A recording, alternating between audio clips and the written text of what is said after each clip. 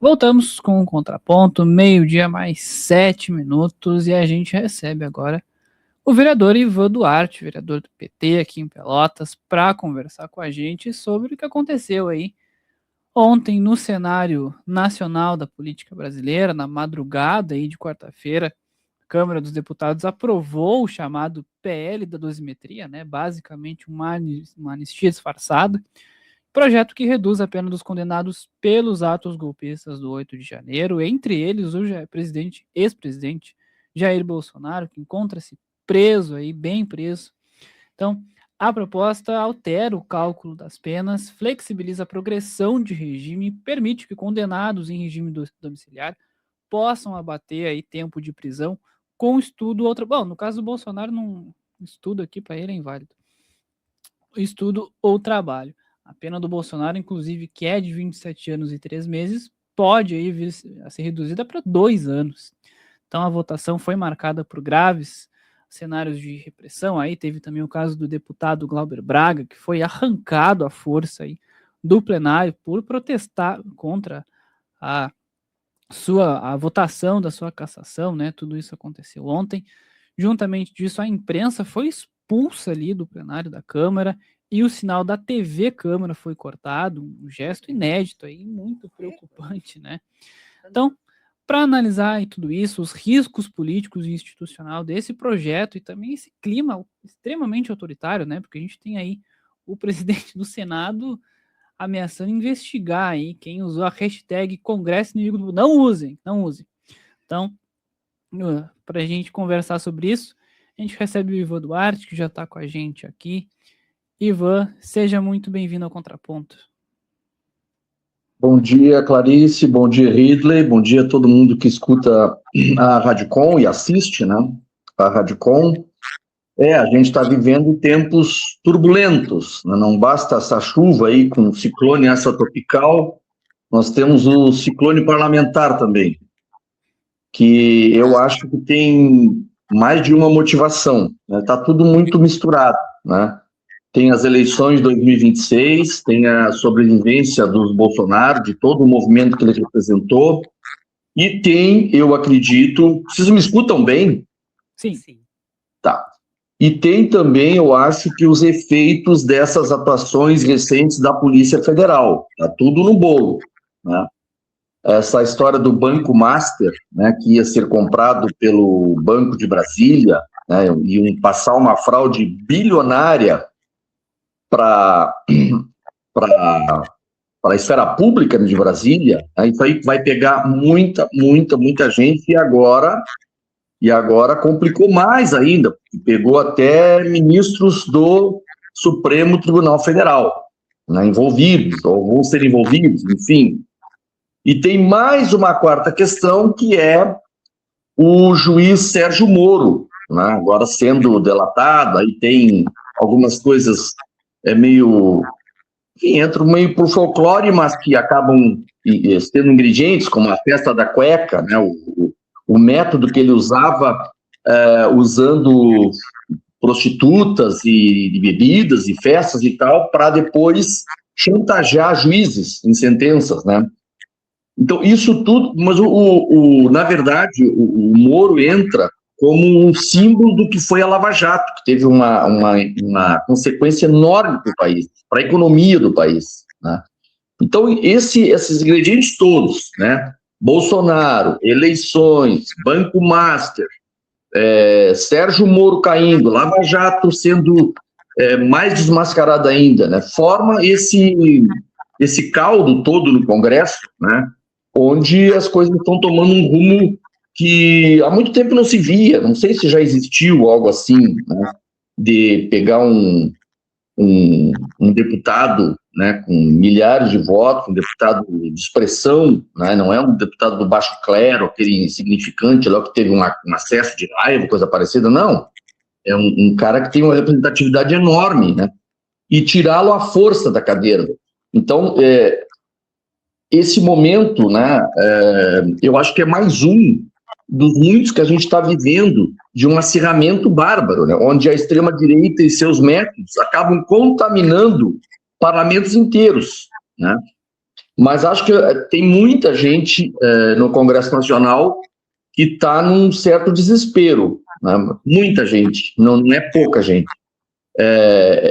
Eu coloco no centro o Banco Master, mas tem outros elementos, né? Tem outras coisas. Tem a condição de enfrentar o governo Lula, que está em favorito em todas as pesquisas, e isso reflete lá na base eleitoral em cada estado do país, né? Então, o que eu estou dizendo é que tem ingredientes muito, muito, muito fortes, e são vários, para explicar a noite de ontem, né? A noite de ontem foi mais uma, mas ela tende a se multiplicar a partir de agora, acredito eu, e já vem numa esteira de muita violência, né? Já vem numa esteira de muitos ataques pessoais nos parlamentos. E o que acontece em Brasília, né, por incrível que pareça, né, acaba refletindo, por exemplo, na Câmara de Vereadores de Pelotas. Né? Vou dar um exemplo aqui. Né? Ontem nós estávamos na sessão, tranquilo, né? E como todos os anos, no dia do orgulho LGBT, o movimento, algumas pessoas do movimento vêm a Pelotas, vêm na Câmara de Vereadores, né? E a gente coloca a bandeira do arco-íris, a bandeira do movimento, ao lado dos pavilhões ali, né, da bandeira da cidade, do estado, do país. Sempre se fez isso, sempre foi tranquilo, né? Este ano, de uma hora para outra, param os trabalhos, se reúnem todos os vereadores, um bate-boca danado e tal, por conta de algo que sempre foi tranquilo, né? E eu até tentei argumentar para eles, olha, vocês estão chamando atenção para algo que nem tem força, quer dizer, num dia de chuva, ninguém vai olhar para cima para ver a bandeira, vai ser uma coisa que a gente faz, repete, mas teria muito mais sentido se a gente fosse para o plenário discutir essa questão. Mas é uma tradição do movimento, digamos assim, né? Ocupar, assim como tem a festa da diversidade, assim como tem vários momentos de discussão desses temas, né? Tem uns dias que são marcados para a gente discutir, para a gente conversar, para a gente celebrar os avanços, enfim. Tem um dia que a gente coloca a bandeira lá, né? Vocês estão chamando a atenção e de uma forma que vai criar uma imagem muito ruim para a cidade. Porque aqui, querendo ou não, gostando ou não, estão os representantes da cidade aqui. Mas assim, o ambiente assim, de truculência, de violência, de animosidade, de ataques pessoais, de belicosidade, estão sendo cada vez mais cotidianos, né? E eu acho que a gente vai acabar passando por isso, mas até lá está muito complicado mesmo. Não sei se eu falei o que vocês queriam abordar, senão eu estou aberto para outras questões. Não, é isso mesmo, Iva Duarte, a gente está justamente aqui se questionando sobre parece uma escalada de autoritarismo, porque se vê um comportamento, principalmente nas casas legislativas, que são muito chocantes quando a gente para olhar de perto, assim. Claro, tem uns que são muito escrachados e outros que tentam passar desapercebidos, mas, tipo, quem junta 2 mais 2 percebe de uma maneira muito tranquila. Agora, mais cedo, já vou aproveitar que tu abriu aí esse paralelo com a Casa Legislativa de Pelotas, e queria que tu comentasse um pouquinho sobre essa situação que aconteceu ontem da destituição do Jurandir como presidente do Conselho de Ética e da iminente votação aí da suspensão de Fernanda Miranda, que acontece amanhã, às 11 horas da manhã, aí na Câmara Municipal. Aqui também, Clarice, não é um elemento só, né? Não é uma questão que explica, né, essas coisas todas, né? Tem a ligação com esse movimento nacional, internacional de ascensão do fascismo, né? As redes sociais propagam muito, né? Tem gente se sentindo muito à vontade de propagar absurdos, né? Que começam com a terra plana, passa por tudo que a gente viu ali no movimento pós-derrota do Bolsonaro, né? E chega nos parlamentos, onde estão as representações, né? Mas tem os elementos locais também, além de toda essa questão que vem de longe, né, que a gente acompanha em tudo que é lugar, até do mundo, né, graças à internet, tem as questões locais. Aqui, por exemplo, o movimento, o governo, o executivo, se mexeu um pouco em relação às chamadas bases de apoio. Aí houve deslocamentos e tal, demite gente, e isso gerou uma turbulência, tá? Outra questão que gerou bastante problema aqui foi a ação do Ministério Público e do Judiciário em relação às emendas impositivas, né? Cortaram pela metade as emendas. E isso também deixou muito vereador muito contrariado, né? E tem também a questão de manter o governo municipal, né, aquado para atendimentos cotidianos, né? Se criou uma cultura de que o vereador ele pode chegar nas secretarias e tem um pedido para atendê-lo antes dos outros, né, porque é a base dele, né? Então, para manter isso, né, a forma de atuação vira vou usar uma expressão aqui, tá? Não levem para o termo literal, por favor, que está escutando. A faca no pescoço do prefeito, né? Se o prefeito não faz o que ele quer, eu te enfio a faca, né? Claro que isso é uma figura que eu estou usando, né? Não tem nenhum vereador armado ainda, por enquanto, espero que não tenha, nem de faca, nem de nada.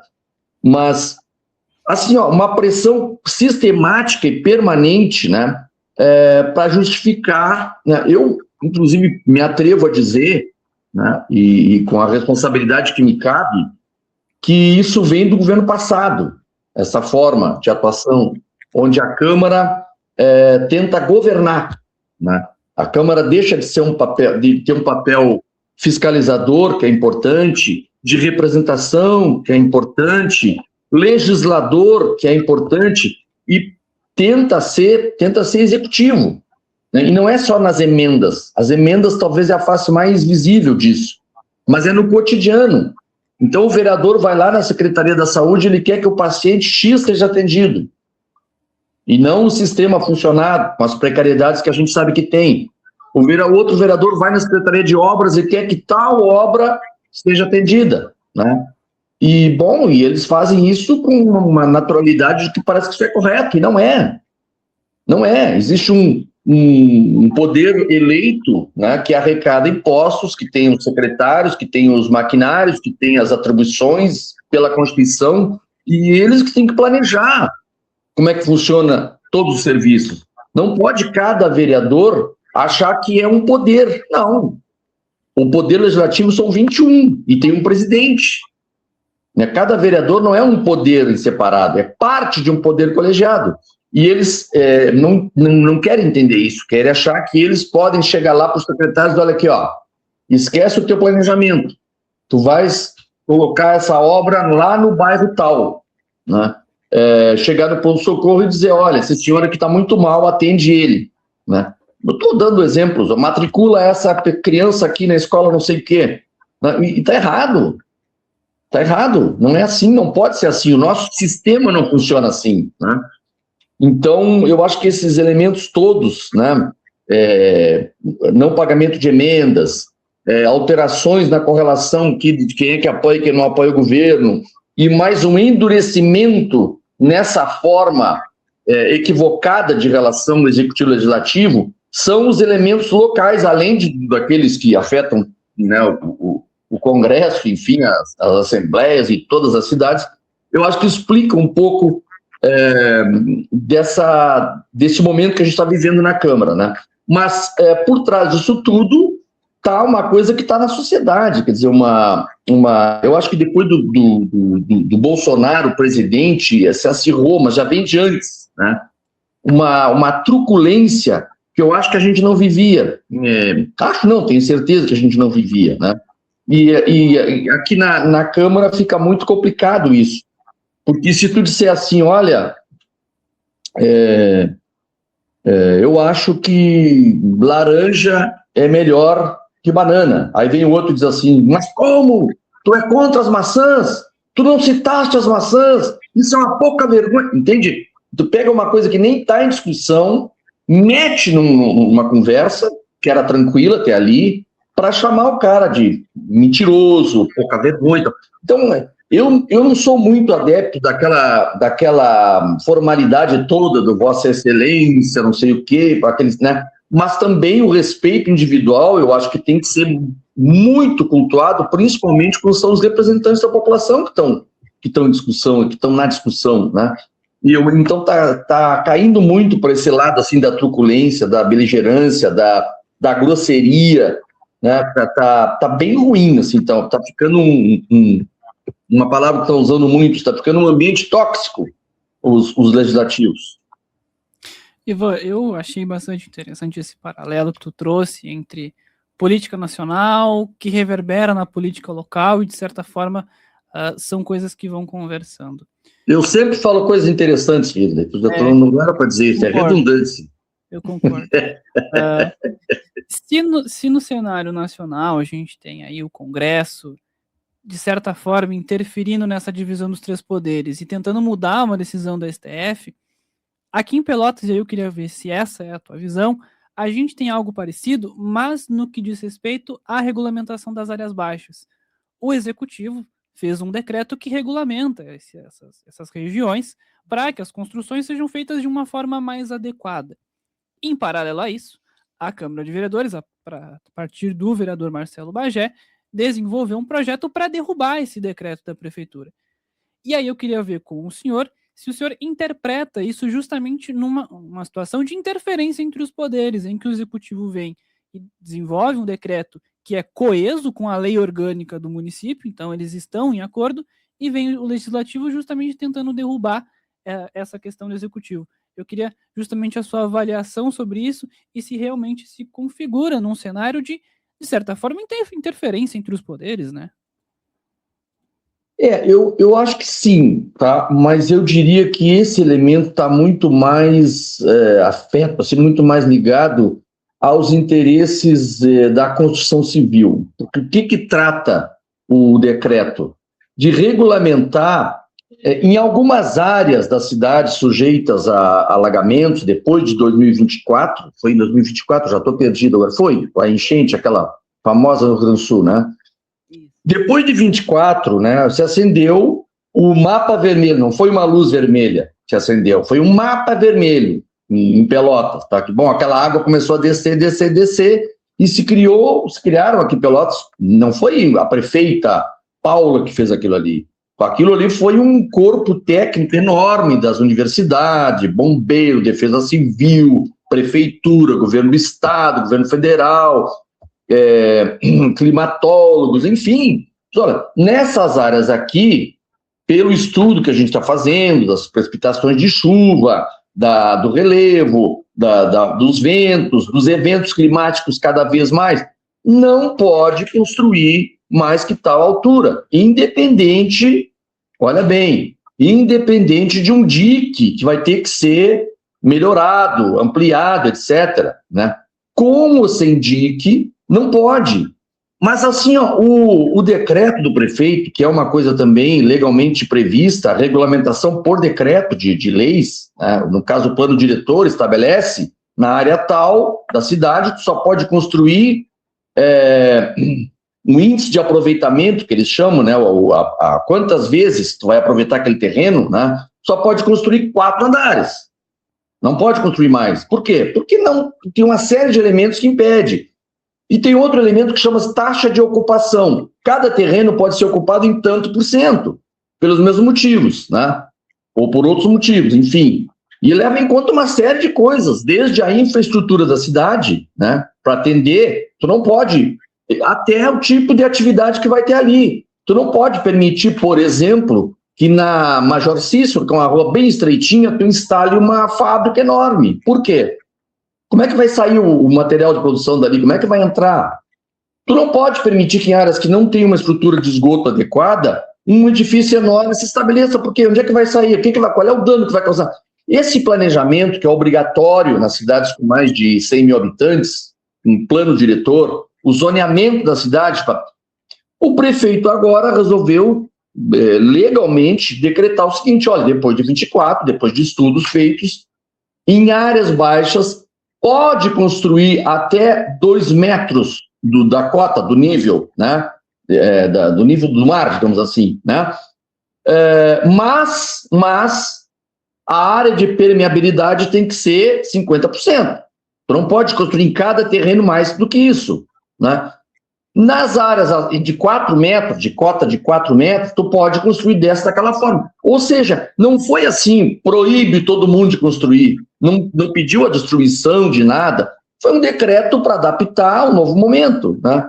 Mas eu acho que aí é uma opinião, eu não tenho nenhuma, não presenciei nenhuma fala nesse sentido, mas eu conheço a história dessas disputas, né? Aí entra a construção civil, que vai perder muito dinheiro, né, se não permitir a construção ali no caminho do Laranjal, onde está se construindo barbaramente, né? Aliás, isso é um mistério para mim também, é um mistério. A quantidade de casa que tem, vende-se e aluga-se, né? E, paralelo a isso, a quantidade de construções para uma cidade que não tem um atrativo de pessoas para cá. Eu não sei se está surgindo alguma fábrica muito grande aqui, algum empreendimento, alguma ampliação de universidade, sei lá, alguma coisa que justifique a quantidade de construção civil que tem em Pelotas. É impressionante. E, ao lado disso, a quantidade de... Mas isso é outra conversa. Então, assim, ó, voltando à tua pergunta, Redley, eu acho que esse tema aqui de sustar o decreto, de votar um projeto que acabe com o decreto da regulamentação, eu acho que está mais ligado aos interesses imobiliários. Mas, de qualquer forma, tu tem razão. Também é uma forma de ir ao poder que tem a condição de planejar e dizer para ele, não vai ser assim, vai ser como nós, vereadores, queremos, né? E essa maioria estabelecida aqui na Câmara. Agora, o grande problema é que nós vamos pagar no futuro isso, né? Agora, eles fazem um coquetel, vendem todos os apartamentos, aquela maravilha, aquela coisa linda, aquele projeto, aquele vídeo maravilhoso de como é que vai ser a morar ali, né? E, bom, daqui uns anos começa. Tá? Por que alagou tal rua? Porque construíram um edifício ali, ó. Tiraram a permeabilidade toda do solo, entendeu? E aí, para onde que vai a água? A água, se ela não tem para onde ir para baixo, né? Ela desliza, ela vai para uma coisa óbvia, né? E aí acabam outras pessoas que esses decretos justamente querem proteger, acabam ficando nas votações das câmaras de vereadores. Então eu concordo contigo e acho que tem interesses imobiliários muito fortes aí nessa questão. Pois é. Iva Duarte, agora 12h mais 29 minutos. Eu vou te fazer mais uma pergunta para a gente... Não pode ser difícil, que agora a gente já está com fome. Exato. Não, você é boazinha. Tá bom. Ivan, então, pensando aí, esse projeto da dosimetria, ele chegou ao Senado, que vai chegar à CCJ do Senado, com relatoria do Esperidião Amin, que é do PP de Santa Catarina, apoiador do ex-presidente Jair Bolsonaro. Caso o Senado aprove esse texto, o presidente Lula ainda pode vetar, total ou parcialmente. Tu acha que tem... como é que tu avalia as condições políticas para que o presidente Lula, por exemplo, vete totalmente essa proposta? Eu acho que tem todas as condições. Eu acho que tem. E eu acho mais, mas a palavra acho aqui tem que ser muito bem pronunciada, porque é um exercício, né, de avaliação política futura, né? A gente só pode achar mesmo. Eu acho que esse movimento, mesmo os que estão na frente, eles sabem que ele não vai prosperar. Eles sabem que o Lula não vai permitir, que o STF não vai permitir. E eu acho que o setor produtivo, o grande capital do país, né, que tem forte ascendência sobre grandes meios de comunicação, como a Globo, por exemplo, não precisa mais de Bolsonaro nem daqueles golpistas lá, para um projeto deles, né? Mesmo que o projeto Lula possa, em alguma medida, que eu nem acho isso, ameaçar o grande capital, se isso acontecesse, não ia ser com a família Bolsonaro ou precisando disso. Então, por que eles estão fazendo? Eu acho que é um recado eleitoral ao eleitorado bolsonarista. Olha como nós estamos do lado de vocês, né? Tanto que a gente está peitando o Lula, peitando o STF, votando a redução, né, que é o que dá para fazer. O certo seria a anistia geral, mas não dá, então a gente faz uma mediação e tal. Eu acho que é muito mais isso. pelo que a gente viu até agora, quer dizer, a prisão do Bolsonaro e daqueles generais todos, né, me dá a condição de dizer isso. Há clima político, né, de vetar. Eu acho que vai ter um apoio popular significativo, né, o veto do Lula. Mas por que será? E eu acho também que isso também está no bolo ali do que eu falei no início, né, essas loucuras na Câmara Federal, eu acho que elas também passam por isso, manter uma base, ainda que de extrema-direita próxima, né, do que a gente chama de centrão, não descolar tanto, né? Isso faz parte da estratégia eleitoral de vários ali que poderão ser, quer dizer, ninguém quer, desse pessoal do centro-direita, ninguém quer romper com o bolsonarismo. Por quê? Porque, infelizmente, para mim, né, é um número de pessoas ainda muito significativo.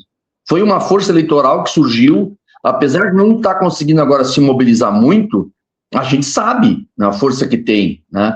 Então, assim, eu acho que nenhum partido desses de centro-direita quer romper com o bolsonarismo, com o eleitorado bolsonarista. E esses movimentos aí de redução de pena, dosimetria, é um sinal eleitoral, mais do que uma compreensão de que, bom, nós vamos realmente, né? Eles vão dizer para o eleitorado bolsonarista, para aquele senhor e aquela senhora fanática lá, que acredita que o Bolsonaro é um messias, é um salvador do Brasil.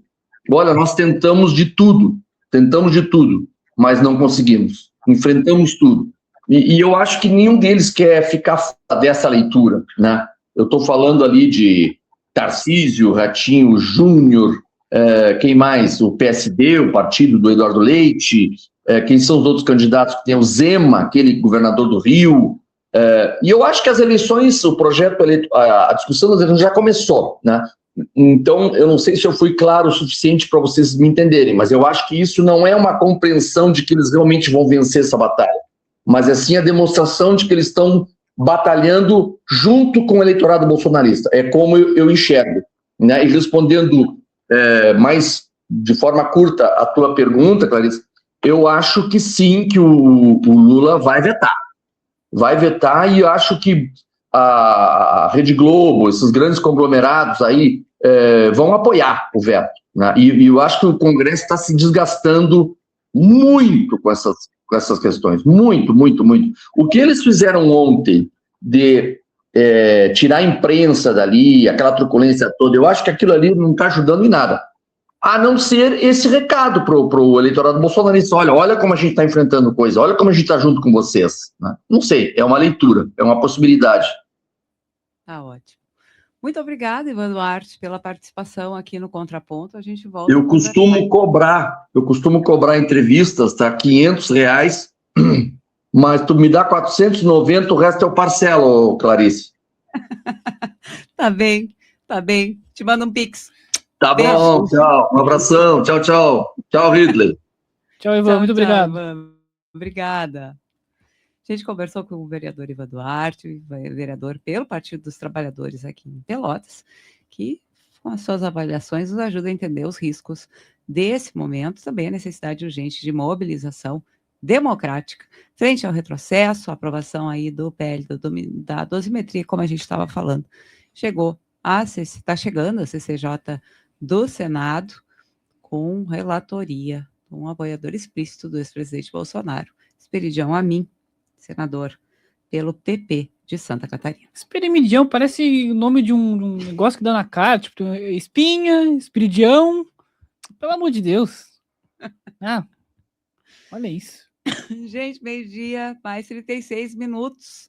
O programa vai ficando por aqui. A gente agradece a presença de todo mundo. Voltamos amanhã, a partir das 11 horas da manhã, aqui na 104.5 FM.